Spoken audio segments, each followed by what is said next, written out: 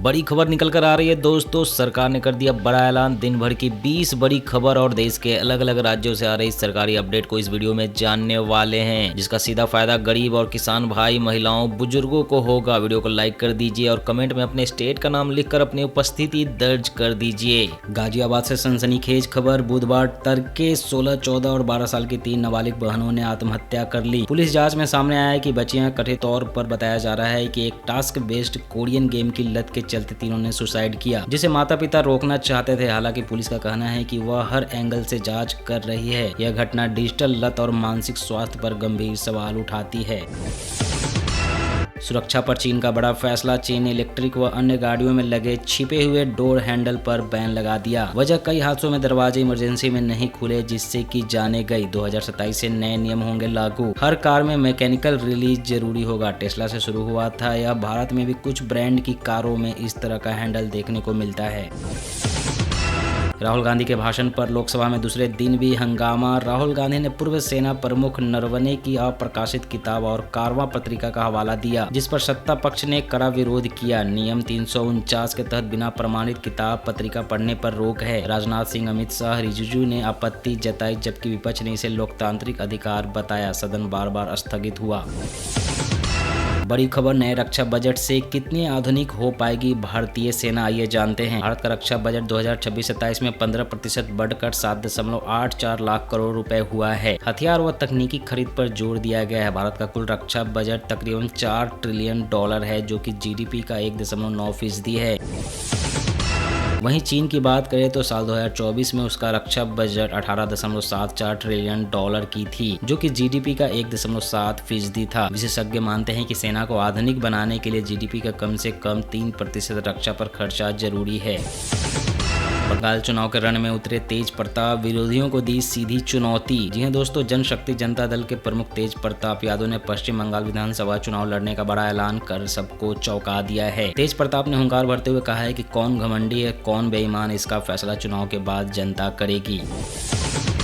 घाटी में सुरक्षा बलों का काल बना धमाका। जम्मू कश्मीर के उधमपुर में सेना ने जैशे के मंसूबे को मिट्टी में मिला दिया। जोफड़ की गुफा में छिपे आतंकियों पर कार्रवाई करते हुए जवानों ने गुफा के प्रवेश द्वार को ही विस्फोट से उड़ा दिया। इस भीषण कार्रवाई में 2 आतंकवादी ढेर हो गए हैं। कल से जारी मुठभेड़ के बाद फिलहाल इलाके में सर्च ऑपरेशन अभी भी चल रहा है।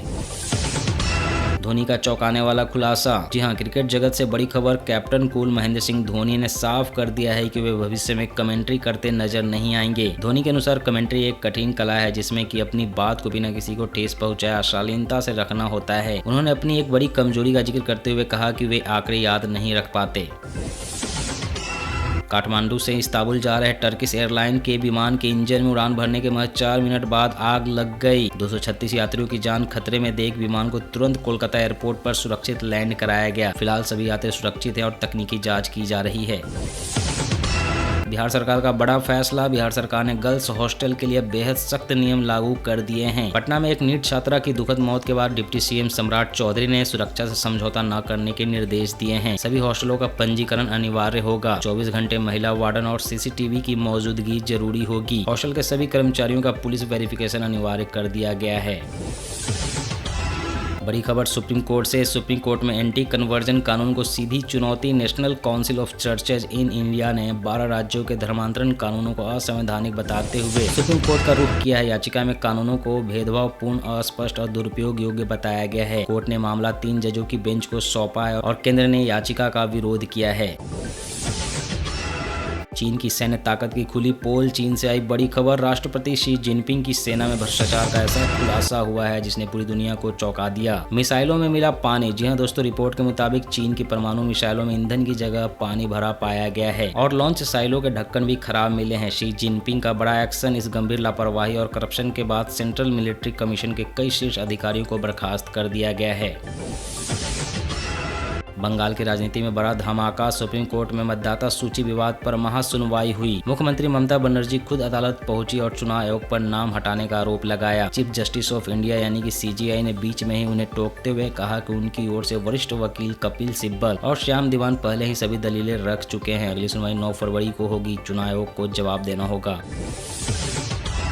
बड़ी खबर इंडिया यूएस ट्रेड डील, जहां सस्ता तेल मिलेगा वहां से लेंगे, हम अपना हित देखेंगे। ट्रेड डील पर भारत ने खींची लक्ष्मण रेखा। जी हां दोस्तों, भारत अमेरिका ट्रेड डील पर भारत ने साफ कहा है किसानों और डेयरी सेक्टर से कोई समझौता नहीं होगा। दूध, घी, पनीर पर रियायत नहीं मिलेगी। अमेरिका ने भारतीय उत्पादों पर टैरिफ घटाकर 18% किया है, जिससे कि एक्सपोर्ट को राहत मिलेगी। तेल पर भारत का स्टैंड स्पष्ट है, जहां सस्ता मिलेगा वहां से खरीदा जाएगा। जल्द ही खाते में आएंगे 2000 रुपए। पीएम किसान योजना की अगली किस्त पर बड़ा अपडेट। 9 करोड़ से अधिक किसानों को सीधे 2000 रुपए खाते में मिलेंगे। सालाना 6000 की सहायता राशि 3 किस्तों में दी जाती है। लाभ पाने के लिए ई-KYC, लैंड सीडिंग और फार्मर आईडी जरूरी है।